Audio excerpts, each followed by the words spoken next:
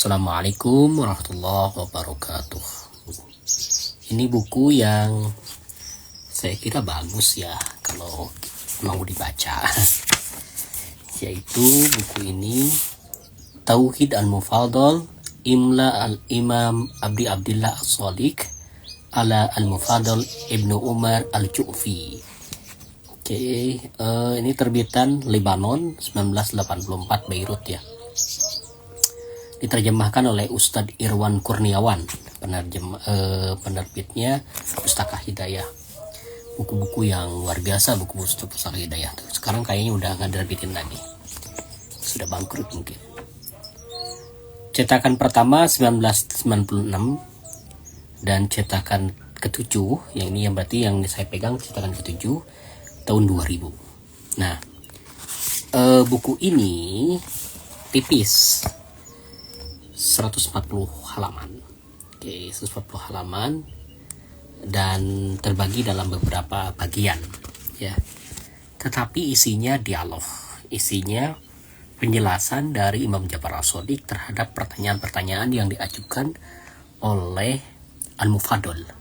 Jadi Al-Mufadal ingin mendapatkan penjelasan terkait dengan semesta, universal, hal-hal yang terkait dengan alam semesta, kemudian ada hakikat di balik alam semesta, termasuk juga penciptaan Allah Subhanahu wa taala. Mengapa sih Allah Taala menciptakan langit, bumi, hewan, tumbuhan, alat kelamin, mata, hidung dan sebagainya, itu dijelaskan oleh Imam Ja'far As-Shadiq. Jadi penjelasan terkait dengan universe gitu ya.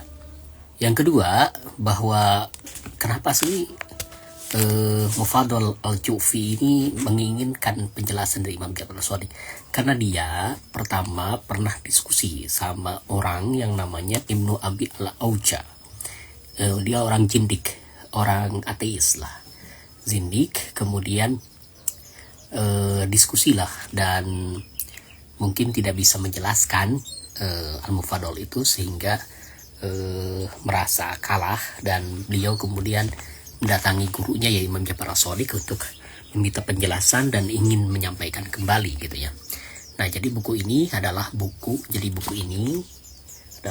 yang menjelaskan terkait dengan semesta dan jawaban-jawaban Imam Ja'far As-Shadiq atas kaum zindik Dahriyun yang meragukan tentang ada kekuatan dahsyat di balik semesta ini, yaitu Allah Subhanahu wa taala.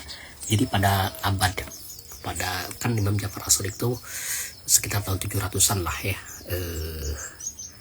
abad kedua Hijriyah, itu di 750-an lah ya, peralihan dari masa dinasti Umayyah kepada dinasti Abbasiyah. Beliau itu mempunyai banyak murid, dan juga mungkin termasuk juga Khwarizmi, itu murid dari Imam Ja'far As-Shadiq alaihissalam. Imam Ja'far As-Shadiq jadi hidup di abad kedua Hijriyah, dan juga beliau adalah imam garis ke-6 ya dari imamah Ahlul Bait Rasulullah SAW.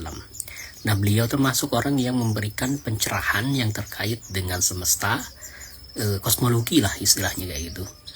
Misalkan di sini ketidaktahuan orang-orang yang ragu terhadap sebab penciptaan maknanya, lu jelaskan. Kita kan kadang-kadang juga nggak tahu ya, kenapa sih misalkan apa sih hikmah dari tangisan anak, misalkan apa sih manfaat atau hikmah dari ciptakannya kelamin, kemudian pembuluh nadi jantung dan sebagainya. Ini dijelaskan. Nah, saya sudah membaca ke halaman yang terkait dengan ini. Oh ya, ini sudah masuk pada halaman 90 sebenarnya saya membaca itu. Kemarin saya sudah membaca yang terkait dengan waktu dan peredaran bulan. Nah, sekarang saya ingin membacakan, mudah-mudahan nanti bisa di review ya, tentang cahaya bulan dan manfaatnya. Pikirkanlah mengenai cahaya bulan dalam kegelapan malam dan keperluannya terhadap hal itu, bersamaan dengan adanya kebutuhan terhadap kegelapan untuk ketenangan binatang dan dinginnya udara bagi tumbuh-tumbuh. Tidaklah ada kebaikan dalam hal malam yang gelap gulita tanpa ada cahaya, tidak mungkin ketika itu dilakukan suatu pekerjaan.